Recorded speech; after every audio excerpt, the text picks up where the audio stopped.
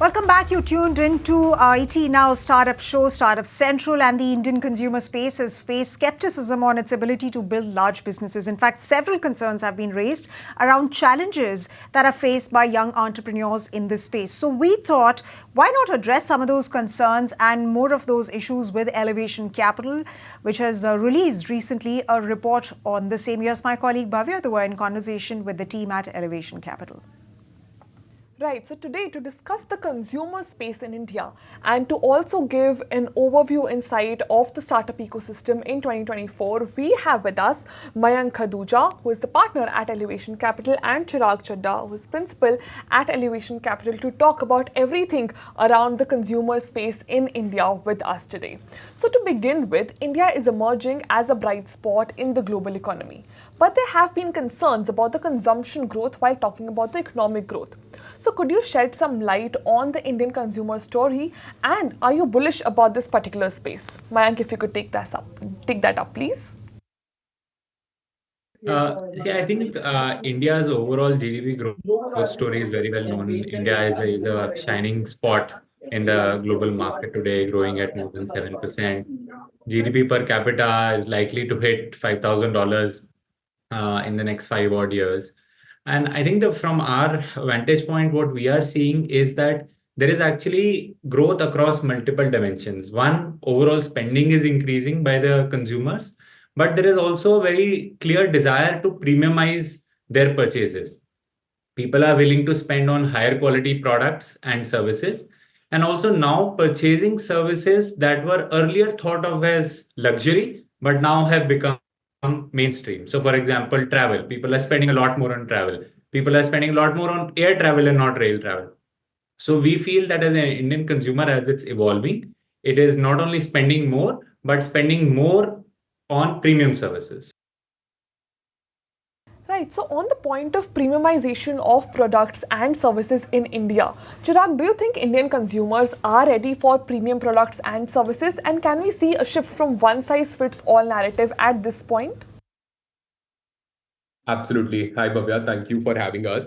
I would say your statement is bang on. I think the signs of premiumization have always been around us, but probably today they are more obvious than ever before. So if you look at just hotel occupancy in the country, SUV sales in the auto segment, on one hand, we are seeing OTTs do well in India. At the same time, we are seeing movie theater occupancies being at the levels that they are. So I think premiumization is being driven by customers looking out for unique experiences, and definitely is a thing that will stay with us for a long period of time. On the one size fits all narrative as well, see, I think the biggest factor there is just a proliferation of the internet. I think, as when we in our report, we've talked a lot about new age consumer brands as well. The biggest thing that is working for them is that the internet now allows you to target a very sharp cohort of people who are interested in your specific offering at that particular moment. And therefore, you see, so many new companies come up even in consumer categories. So I think, what were barriers to do a niche or targeted play in the past because distribution was an hassle, that has truly changed with the proliferation of consumer tech, and a lot of consumer companies are now benefiting from it. So Chirag, moving forward on that, around the narrative and the emphasis of shifting from unicorns to proficons, profitability has been a major concern in the consumer space. So how do you think the new age founders can actually cater to that? I think, Bhavya, I would like to talk about two changes that have happened. I think number one, we've clearly gone through a cycle in the last couple of years when it comes to the funding environment and the overall macro. And what that has done to the ecosystem is that I think there was this mindset of growth at all costs, which a lot of companies, founders were pursuing in the past.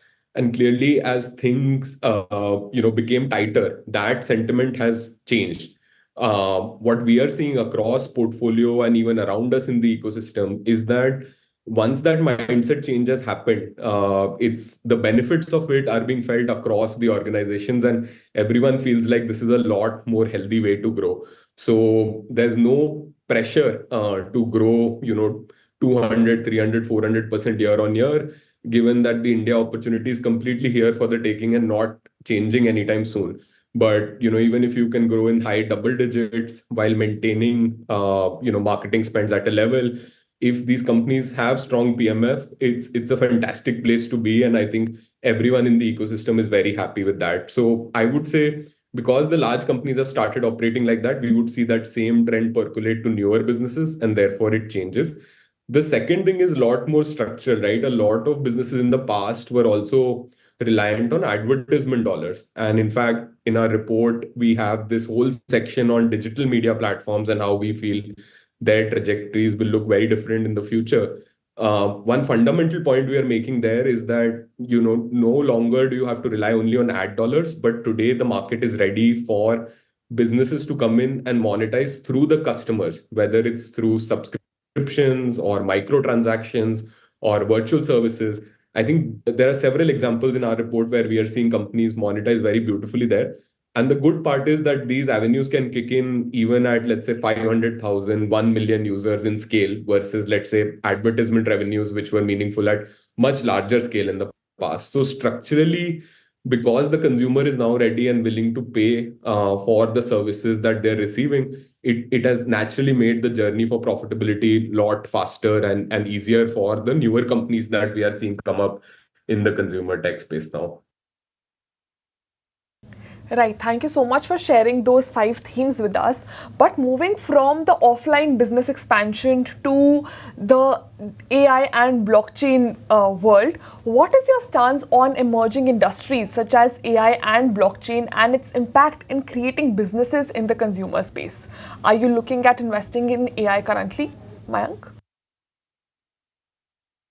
See, I think AI is a generational shift that we are seeing all across us. And when it's a generational platform shift that's happening.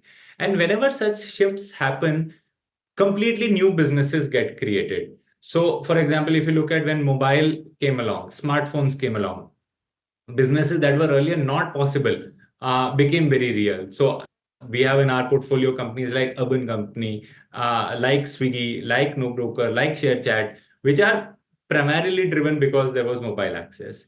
I think similar things would happen as AI becomes more and more mainstream. And we are actually very excited and seeing a good amount of action in India in the AI space. Specifically, if you look at on the consumer side, right, if you look at just consumer facing products. So we are seeing consumer facing products that help people improve their productivity. We are seeing consumer facing products that help people in solve for loneliness, in companionship. I think that is also a big category that is likely to emerge. And then if you look at these consumer tech startups on their own development side, product development, AI is actually going to help them create content and create these products at a much faster pace, whether it's using Copilot or using LLMs to drive better recommendation algorithms. All of these will actually will get helped with the advent of AI in the mainstream. And we are very excited about investing in those spaces.